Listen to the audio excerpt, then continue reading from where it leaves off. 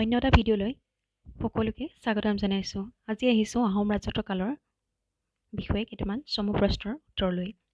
সকলো পৰীক্ষাৰ কাৰণে উপযোগী এই প্ৰশ্নসমূহে উপকৃত কৰিব বুলি আশা কৰিলোঁ। প্ৰথম প্ৰশ্নটো হ'ল চুকাফা প্ৰথম ক'ৰ পৰা আহিছিল? আমি সকলোৱে জানো চুকাফা আছিল আহোমৰ প্ৰথম ৰজা আৰু এওঁ আহিছিল দক্ষিণ চীনৰ মাওলুং ৰাজ্যৰ পৰা। ২ নম্বৰ প্ৰশ্নটো হ'ল চুকাফাই লগত কিমান মানুহ লৈ আহিছিল? ইয়াৰ উত্তৰ ৮জন সম্ভ্ৰান্ত বংশীয় লোক আৰু ৯,০০০ পুৰুষ মহিলা। ইয়াৰ পাছৰটো প্ৰশ্নটো হ'ল চুকাফাই লগত অনা ডাঙৰীয়া দুজনৰ নাম কি? চুকাফাই লগত অনা ডাঙৰীয়া দুজনৰ নাম আছিল বুঢ়াগোহাঁই আৰু বৰগোহাঁই। ইয়াৰ পাছৰটো প্ৰশ্ন হ'ল চুকাফাই চৰাইদেউত কেতিয়া ৰাজধানী পাতিছিল? ১২৫৩ চনত চুকাফাই চৰাইদেউত ৰাজধানী পাতিছিল। ইয়াৰ পাছৰটো প্ৰশ্ন হ'ল চুকাফাৰ মৃত্যু কেতিয়া হৈছিল? চুকাফাৰ মৃত্যু ১২৬৮ খ্ৰীষ্টাব্দত হৈছিল।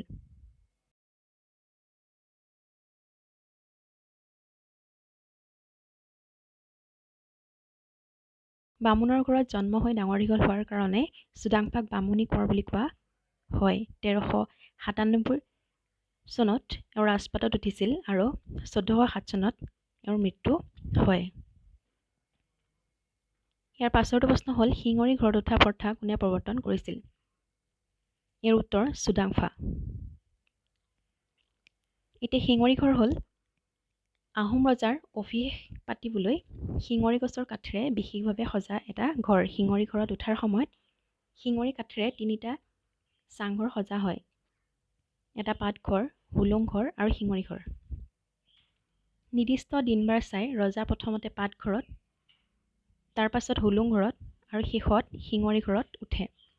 পাতঘৰত উঠোতে বিভিন্ন পবিত্ৰ স্থানৰ পৰা সংগ্ৰহ কৰি অনা পানীৰে ৰজাই গা ধুৱে। ৰজাই গা ধোৱাৰ সময়ত পাতঘৰৰ চাঙৰ তলত দুজন মানুহ থাকে। ৰজাই গা ধোৱা পানী সৰকি গৈ মানুহ দুজনৰ মূৰৰ ওপৰত পৰে। জনবিশ্বাস মতে এই দুজনেই ৰাইজ আৰু ৰজাৰ অপায় মংগল সকলো মূৰ পাতি লয়। ৰজাৰ গা ধোৱা অনুষ্ঠান শেষ হ'লে মানুহ দুজনক সোণ ৰূপ দি ৰাজ্যৰ পৰা বাহিৰ কৰি দিয়া হয় আৰু তেওঁলোককে নেওচা যোৱা বোলা হয়।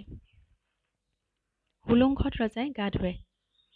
ইয়াৰ পাছতে ৰজা শিঙৰি ঘৰত উঠে আৰু তাত থকা ৭-৯ খুলপীয়া সোণ ৰূপৰ সিংহাসনত বহে। ৰজা শিঙৰি ঘৰত উঠা অনুষ্ঠান ৮-১০ দিন জুৰি হয়। এই অনুষ্ঠান সমাপন নকৰাকৈ সাধাৰণতে নতুন ৰজা এজনে নিজৰ নামত মোহৰ মাৰিব নোৱাৰিছিল। শিঙৰি ঘৰত উঠাৰ আগতে ৰজা এজনে মানুহ বলি দিছিল, কিন্তু পাছলৈ এই প্ৰথা সলনি কৰে ৰুদ্ৰসিংহই আৰু ইয়াৰ ঠাইত মোহ বলি দিয়াৰ ব্যৱস্থা কৰে। ৮ নম্বৰ প্ৰশ্নটো হ'ল স্বৰ্গনাৰায়ণ নাম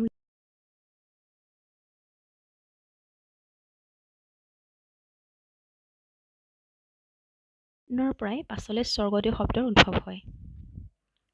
৯ নম্বৰ প্ৰশ্নটো হ'ল দিহিঙীয়া ৰজা বুলি কাক কোৱা হয়? ইয়াৰ উত্তৰ চুহুংমুঙক। চুহুংমুঙক দিহিঙীয়া ৰজা বুলি কোৱা হয়। ১০ নম্বৰ প্ৰশ্নটো হ'ল গড়গঞা ৰজা বুলি কাক কোৱা হয়? চুকলেংমুং। এওঁ চুহুংমুঙৰ পুত্ৰ আছিল। ১১ নম্বৰ প্ৰশ্নটো হ'ল নগা আলি কোন ৰজাই বন্ধাইছিল? ইয়াৰ উত্তৰ চুকলেংমুং। ১২ নম্বৰ প্ৰশ্নটো হ'ল খুৰা ৰজা বুলি কাক কোৱা হয়? চুকাফা। চুকাফাক খুৰা ৰজা বুলি কোৱা হয়। ১৫৫২ চনত এওঁ ৰাজপাটত উঠে আৰু ১৬০৩ চনত এওঁৰ মৃত্যু হয়। চিকাৰলৈ যাওঁতে হাতীৰ পৰা পৰি ভৰি এখন খুৰা হোৱাৰ বাবে এওঁক খুৰা ৰজা বুলি কোৱা হয়। ১৩ নম্বৰ প্ৰশ্নটো হ'ল হিন্দু নাম প্ৰতাপসিংহ লোৱা আহোম ৰজাজনৰ নাম কি? চুচেংফা। চুচেংফাক প্ৰতাপসিংহ বুলি কোৱা হয়। ১৬০৩ চনত এওঁ ৰাজপাটত উঠে আৰু ১৬৪১ চনত এওঁৰ মৃত্যু হয়। ১৪ নম্বৰ প্ৰশ্নটো হ'ল বৰফুকন পদৰ সৃষ্টি কোনে কৰিছিল? ইয়াৰ উত্তৰ প্ৰতাপসিংহই। এওঁ বৰবৰুৱা পদৰো সৃষ্টি কৰিছিল আৰু মোমাই তামুলী বৰবৰুৱা আছিল প্ৰথম বৰবৰুৱা। ১৫ নম্বৰ প্ৰশ্নটো হ'ল বুঢ়া ৰজা বা বুদ্ধি স্বৰ্গনাৰায়ণ বুলি কাক কোৱা হয়? ইয়াৰ উত্তৰ প্ৰতাপসিংহ বা চুচেংফা।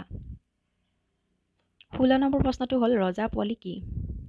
ইয়াৰ উত্তৰ হ'ল স্বৰ্গদেউ চুচেংফাৰ ৰাজত্ব কালত ১৬১৭ চনৰ পৰা আহোমৰ দাঁতি কাষৰীয়া আৰু কৰতলীয়া সৰু সৰু ৰাজ্যবোৰৰ ৰজাসকলকে ৰজা পোৱালি বুলি কোৱা হৈছিল। এওঁলোকেও আহোমক কৰ দিব লগা হৈছিল অন্য প্ৰজাসকলৰ দৰেই। গোভা, নেলি, লুকি, ৰাণী, বকো, বনগাঁও, ছয়গাঁও, পানতলী, বৰদুৱাৰ, মৰুৱাপুৰ আৰু দৰং আহোম যুগৰ কৰ্তলীয়া সৰু ৰাজ্য।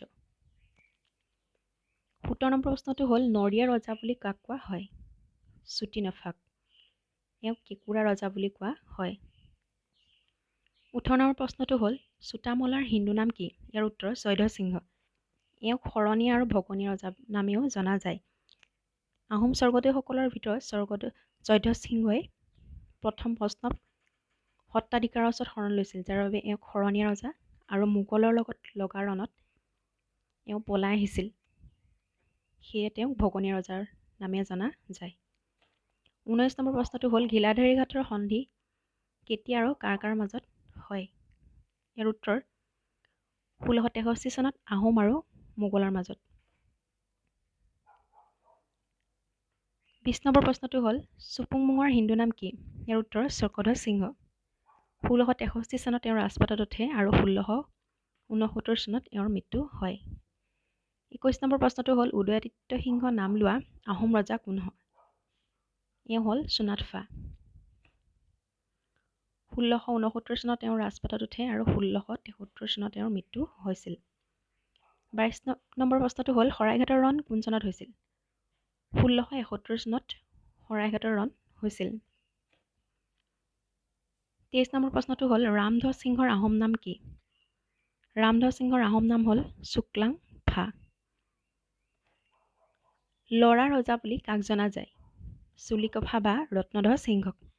1679 চনত তেওঁ ৰাজপাটত উঠিছিল আৰু 1681 চনত এওঁ মৃত্যু হয়। 25 নম্বৰ প্ৰশ্নটো হ'ল গদাপাণি বা গদাধৰ সিংহৰ আহোম নাম কি? এওঁৰ আহোম নাম আছিল চুপাতফা। এওঁ গোবৰ ৰজাৰ পুত্ৰ। 26 নম্বৰ প্ৰশ্নটো হ'ল ইটাখুলিৰ ৰণ কোন চনত হৈছিল?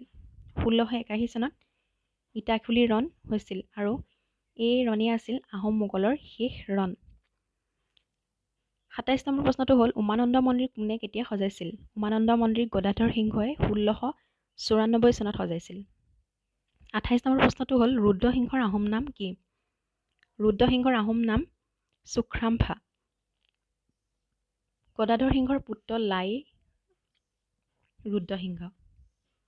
29 নম্বৰ প্ৰশ্নটো হ'ল চুটানফাৰ হিন্দু নাম কি? চুটানফাৰ হিন্দু নাম শিৱসিংহ। এওঁ ৰুদ্ৰসিংহৰ পুত্ৰ।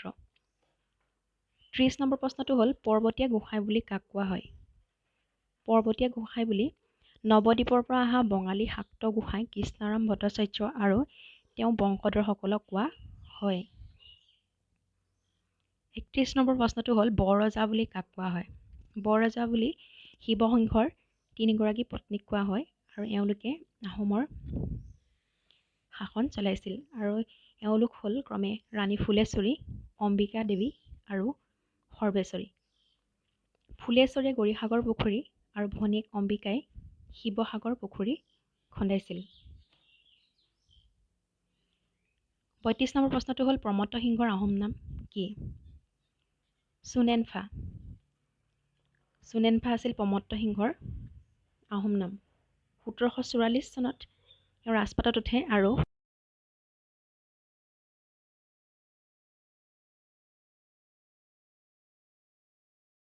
বুদ্ধেশ্বৰ মন্দিৰ গড়গাঁৱৰ সিংহদুৱাৰ এওঁৱে নিৰ্মাণ কৰিছিল। 33 নম্বৰ প্ৰশ্নটো হ'ল চুৰামফাৰ হিন্দু নাম কি? ৰাজেশ্বৰ সিংহ। 1751 চনত এওঁ ৰাজপাটত উঠে আৰু 1769 চনত এওঁৰ মৃত্যু হয়। লতাকটা ৰণ এই ৰজাৰ দিনতে হৈছিল।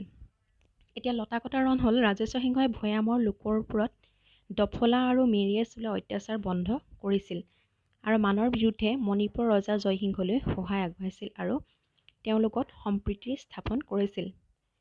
মান আক্ৰমণত ৰাজ্য হেৰুওৱা মণিপুৰৰ ৰজা জয়সিংহৰ অনুৰোধত ৰাজেশ্বৰ সিংহই হৰনাথ ফুকনৰ অধীনত এদল সৈন্য পঠাই মানক দমন কৰিছিল আৰু এয়াই আছিল লতাকটা ৰণ। কাৰেংঘৰ, বশিষ্ঠাশ্ৰম মন্দিৰ, নৱগ্ৰহ মন্দিৰ, তলাতল ঘৰ, চিত্ৰাচল মন্দিৰ, হৰগুৰি দেৱালয়, মণিকেশ্বৰ দেৱালয় ৰাজেশ্বৰ সিংহই নিৰ্মাণ কৰিছিল। 34 নম্বৰ প্ৰশ্নটো হ'ল লক্ষ্মী সিংহৰ আহোম নাম কি? ইয়াৰ উত্তৰ চুনেউফা আৰু এওঁৰ দিনতেই মোৱামৰীয়া বিদ্ৰোহ হয়। ৩৫ নম্বৰ প্ৰশ্নটো হ'ল কোন ৰজাৰ দিনত অসমত কানি খেতিৰ প্ৰচলন হয়? শ্বহীদ ফাংফা বা গৌৰীনাথ সিংহৰ দিনত। ৩৬ নম্বৰ প্ৰশ্নটো হ'ল দন্দুৱা দ্ৰোহ কোন ৰজাৰ দিনত হৈছিল? দন্দুৱা দ্ৰোহ শুক্লিংফা বা কমলেশ্বৰ সিংহৰ দিনত। ৩৭ নম্বৰ প্ৰশ্নটো হ'ল মানে কোন চনত অসম প্ৰথম আক্ৰমণ কৰিছিল? ইয়াৰ উত্তৰ ১৮১৬ চনত। ২৮ নম্বৰ প্ৰশ্নটো হ'ল ইয়াণ্ডাবু সন্ধি কেতিয়া আৰু কাৰ কাৰ মাজত হৈছিল? ১৮২৬ চনৰ ২৪ ফেব্ৰুৱাৰীত ইংৰাজ আৰু মানৰ মাজত। ৩৯ নম্বৰ প্ৰশ্নটো হ'ল প্ৰতাপ বল্লভ উপাধি পোৱা বৰফুকন গৰাকী কোন? ইয়াৰ উত্তৰ কলীয়া ভোমোৰা। আহোমৰ শেষ ৰজা কোন আছিল? ইয়াৰ উত্তৰ পুৰন্দৰ সিংহ।